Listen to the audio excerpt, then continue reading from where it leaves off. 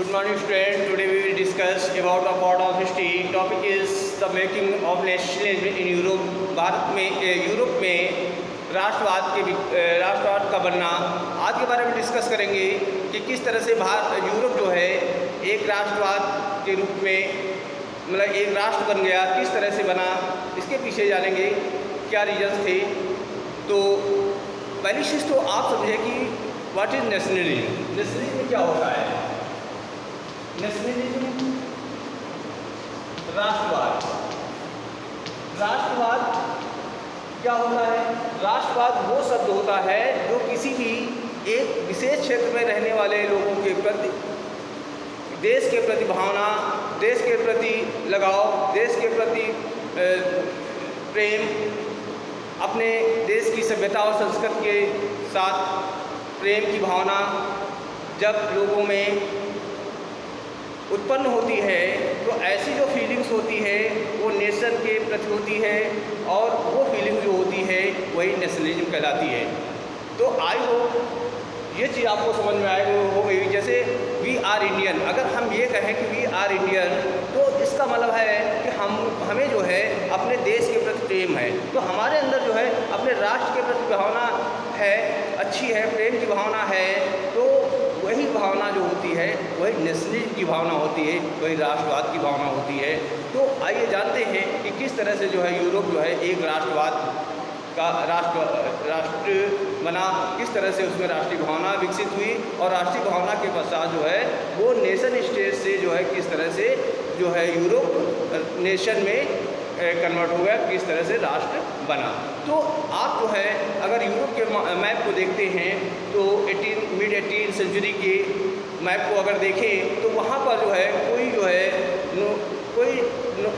कोई स्टेट नहीं था, मतलब कोई नेशन स्टेट नहीं था। जैसे आजकल स्टेट हैं उस तरह से कोई स्टेट नहीं था वहाँ पे। तो क्या था, जैसे जैसा हम जानते हैं कि आजकल जो है हमारे यहाँ जैसे जर्मनी है, इटली है, स्विट्ज़रलैंड है, ये डिवाइडेड इनटू किंगडम, ये राज्यों में बटे हुए थे, छोटे छोटे राज्य थे। जैसे इटली है, जर्मनी है, कौन कौन से राज्य थे? जैसे जर्मनी है, जर्मनी है, इटली है और स्विट्ज़रलैंड है। ये ऐसे राज्य थे जो छोटे छोटे राज्यों में बटे हुए थे, जिसे duchess and cantons whose rules had their autonomy territories। ये ऐसे स्वतंत्र राज्य थे जहाँ पर छोटे छोटे जो है राज्य थे और यहाँ पर जो रूलर होते थे वो अपना निरंकुश शासन चलाते थे, मतलब वो ऑटोक्रेसी था वहाँ पे डेमोक्रेसी नहीं था। Monarchy with in the territory of which lived diverse peoples, और कहीं कहीं पे जो है ये ऑटोक्रेसी था, तो कुछ राज्यों में जो है वहाँ पे मोनार्ची सिस्टम था। तो इस तरह से यूरोप में जो है जो नेशन स्टेट छोटे छोटे राज्य थे उनमें जो है कुछ राजतंत्र थे तो कुछ जो है वहाँ पे ऑटोक्रेसी वाले राज्य थे। They did not see themselves as sharing a collective identity or common culture। मतलब ये राज्य ऐसे थे जिनकी जो है अपनी आइडेंटिटी होती थी, ये पावर शेयरिंग नहीं करते थे, ये स्वयं जो है अपना शासन चलाते थे, ये किसी भी कंट्री के साथ में पावर शेयरिंग नहीं करते थे। Often they even spoke different language, और ये जो छोटे छोटे राज्य थे यूरोप में ये क्या करते थे, डिफरेंट लैंग्वेज बोलते थे और वो डिफरेंट जो है धर्म से संबंधित थे, यानी डिफरेंट लैंग्वेज बोलते थे और डिफरेंट तरह की रिलीजन से वो संबंधित थे। The Habsburg empire that rule over Austria Hungary, जैसे हैब्सबर्ग एम्पायर था। हैब्सबर्ग एम्पायर क्या था? हैब्सबर्ग एम्पायर ये ऐसा कंट्री था कि जिस पर जो है एम्पायर था एंड बिलोंग टू डिफरेंट, और ये किस इस पर जो है ऑस्ट्रिया और हंगरी का शासन था। इस पर जो है ऑस्ट्रिया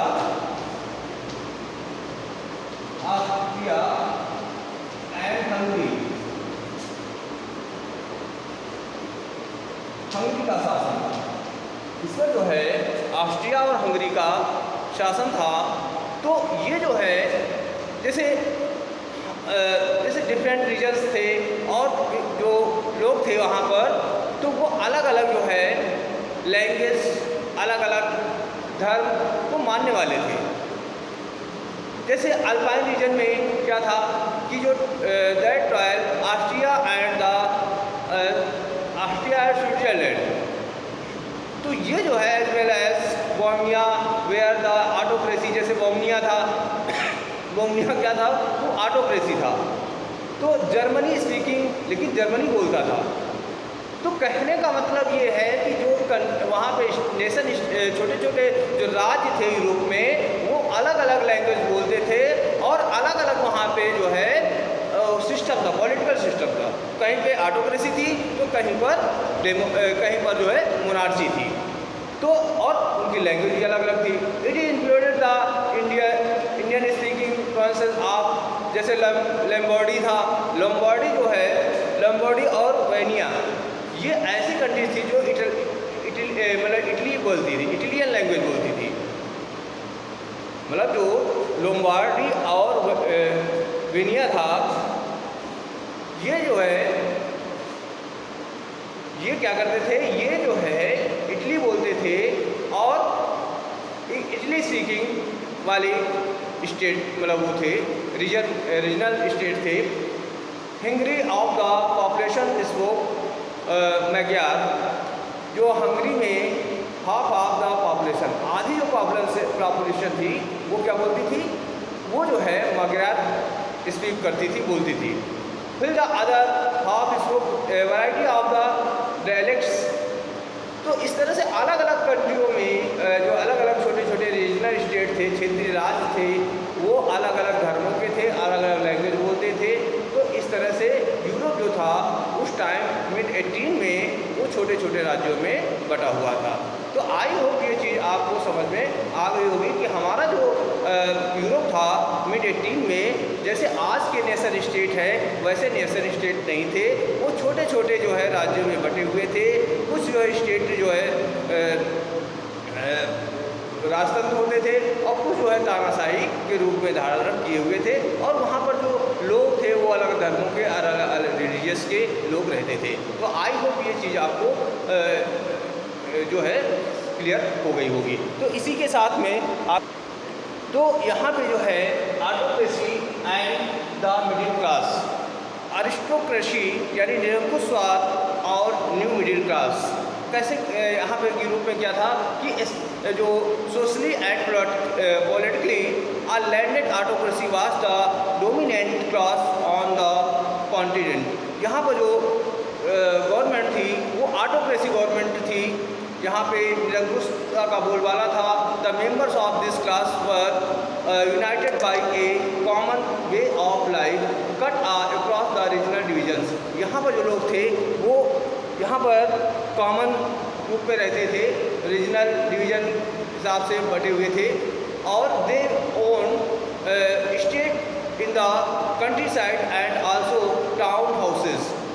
दे स्पोक फ्रेंच, यहाँ पर French for purpose of the diplomacy and in high society. यहाँ के जो लोग थे वो जो है फ्रेंच लैंग्वेज बोलते थे और साथ साथ जो है हाई सोसाइटी के लोग जो है जिसे स्पेशली जो है फ्रेंच लैंग्वेज बोलते थे। Their families were often connected by types of marriage. और इनकी जो सोसाइटी थी, फैमिलीज थी, वो जो है मैरिज के माध्यम से, यानी मैरिज फैमिलीज में मैरिज से कनेक्टेड थी। उनकी फैमिली जो थी वो मैरिज से कनेक्टेड थी। The powerful autocracy was however numerically a small group. जो यहाँ पर ऑटोक्रेसी थी, यानी जो यहाँ मिडिल क्लास था, तो वहाँ की जो ऑटोक्रेसी थी वो जो है उसमें बहुत कम लोग थे। यानी पावरफुल जो थी लेकिन कम लोग थे, लेकिन पावरफुल थी। The majority of the population was made up of the peasant. यहाँ पर जो है अधिकांश लोगों थे वो पीजेंट थे, किसान थे। तो to the west and the bulk of the land are farm by tenant and small owners. और जो यहाँ के लोग थे जो पीजेंट थे वो एक छोटे किसान होते थे जो दूसरे छोटे फार्म में खेती करते थे। In eastern and the central Europe the pattern of land holding was characterised by the vast state which be cultivated by the. कहने का मतलब है कि जो सेंट्रल ईस्टर्न यूरोप था और सेंट्रल यूरोप था वहाँ पर जो लैंड होल्डिंग का जो पैटर्न था वो उसमें की विशेषता ये थी कि वो सेल्फ कल्टिवेटेड करते, यानी स्वयं जो है इस पर वो खेती करते थे। The eastern and the parts of the central Europe the growth of industrial production and trade. यहाँ पर क्या था कि जो वेस्टर्न था, वेस्टर्न और पार्ट्स ऑफ जो सेंट्रल यूरोप का जो पार्ट था, तो यहाँ पे जो है इंडस्ट्रियल डेवलपमेंट अधिक हुआ है, अधिक डेवलपमेंट हुआ है। और इमरेज ऑफ कॉमर्शियल क्रॉप्स क्लासेस, और जब यहाँ पे इंडस्ट्रियल प्रोडक्शन बढ़ा तो इससे कॉमर्शियल क्लासेस का उदय हुआ, जिससे कि existence was based on production for the market. और कहने का मतलब है जब वहाँ पे इंडस्ट्रीज का विकास हुआ तो उससे क्या हुआ कि वहाँ पे कॉमर्शियल क्लासेस का उदय हुआ और साथ साथ जो है प्रोडक्शन होता था, उसके लिए मार्केट भी आसानी से सुलभ थे। Industrialisation began in England. आपको पता है जो इंडस्ट्रियलाइजेशन है, जो इंडस्ट्रियलाइजेशन है वो कहाँ से शुरू हुआ था? वो हुआ था यूरोप से हुआ था। इंडस्ट्रियलाइजेशन मतलब औद्योगिकरण जो हुआ था वो कहाँ से हुआ था? यूरोप से हुआ था। इंग्लैंड में यूरोप से, इंग्लैंड से हुआ था। औद्योगिक क्रांति हुई थी इंग्लैंड। तो जो औद्योगिक क्रांति हुई थी वो कहाँ से हुई थी? इंग्लैंड से हुई थी। Industrialization began in England in the second half of the 18th century. कब हुआ था? Second half of the 18th century. England second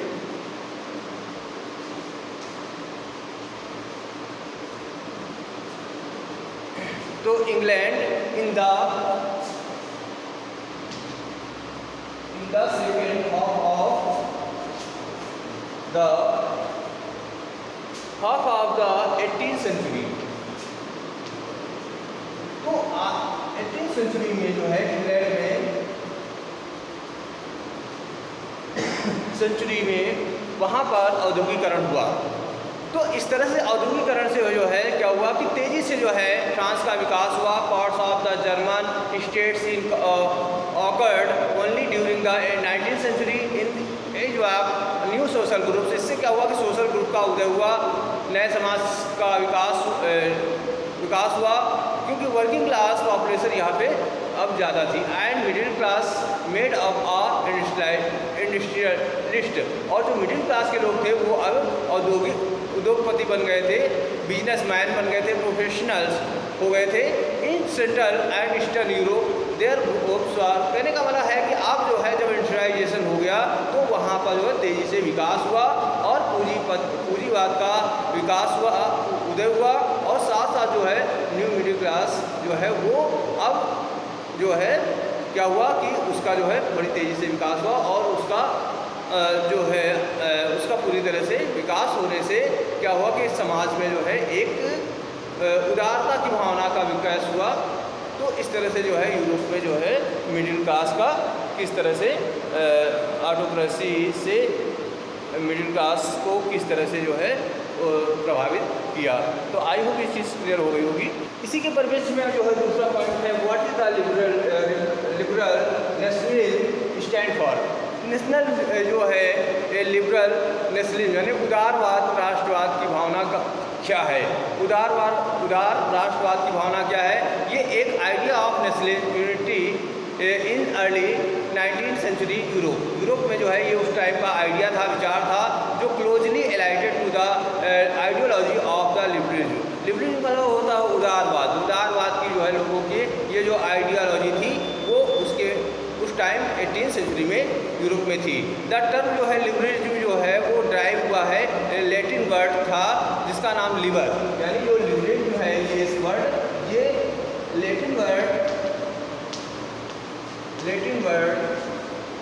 Latin word है और वो वर्ड है लिबर से निकला हुआ शब्द है, लिबर से बना हुआ शब्द क्या है लिबरलिज्म है, जिसका मीनिंग होता है फ्री, इसका मीनिंग होता है फ्री यानी बिल्कुल स्वतंत्र है, किसी प्रकार की जो है उसके ऊपर जो है कोई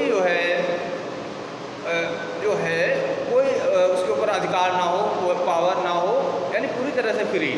for the new middle class liberalism stood for the freedom for the individual and equality of the all before the law political। अब जो है ये मिडिल क्लास क्या चाहता था कि उसे समाज में पूरी तरह से स्वतंत्रता मिले और साथ में जो है व्यक्तिगत स्वतंत्रता मिले और साथ साथ जो है पॉलिटिकल लॉ और उसमें जो है उसके सामने इक्वलिटी हो। तो ये सारी चीज़ें उस टाइम समाज में डेवलप हुए, एक तरह का विचार था, ये उनके आइडियालॉजी थी। In emphasised the concept of the government to construct since the French revolution liberalism had to stood for end of the autocracy. उसने क्या किया कि जो ये भावना थी, आइडियोलॉजी थी, उससे क्या होगा ऑटोक्रेसी समाप्त हो गई और अब फ्रांस में जो है वो एक न्यू आइडियोलॉजी डेवलप हुई जो कि आपको लिबरलिज्म की भावना जो है यानी उदारवाद की भावना का कॉन्सेप्ट जो है वहाँ पे स्पष्ट दिखाई दे रहा था। तो ये आई होप ये चीज़ आपको समझ में आ गई होगी। तो इस तरह से अब जो है यूरोप काफ़ी उदारवाद की भावना से, उदारवाद में ये था कि वो जो है अब हर तरह की व्यक्तिगत स्वतंत्रता की बात करता है उदारवाद, कि उसे जो है पूरी तरह से समाज में स्वतंत्रता मिले, समाज कानून के समझ किसी राजनीतिक क्षेत्र में हर तरह से वो व्यक्ति को पूरी तरह से स्वतंत्रता मिलनी चाहिए। अब जो है ये कॉन्सेप्ट जो है लिबरल नेशनलिज्म का जो था वो कॉन्सेप्ट 18वीं सेंचुरी में जो है यूरोप में था। तो आई होप जो है इसी से रिलेटेड जो है आपको कुछ क्वेश्चंस होमवर्क। तो इस तरह से आज का होमवर्क है कि पहला क्वेश्चन है what is the situation of mid 18th century in Europe. Europe में जो है मिड 18th सेंचुरी की सिचुएशन क्या है, क्या थी लिखिए व्हाट, ठीक है क्या थी। तो आप इसमें लिखना है कि जो उस टाइम था जो स्टेट थे वो छोटे छोटे थे, ठीक है, और वो एक दूसरे से स्वतंत्र थे और वो आप एक कहीं पे लोकतंत्र था तो कहीं पे जो है तानाशाही शासन था। तो इस तरह से कहीं पे लोकतंत्र था, कहीं पे लोकतंत्र था तो कहीं पे राजतंत्र था, है ना। कहने का मतलब है कहीं पे राजतंत्र था तो कहीं पे लोकतंत्र था। तो वो जो राज्य थे वो छोटे छोटे राज्य होते थे और वो पूरी तरह से स्वतंत्र राज्य थे।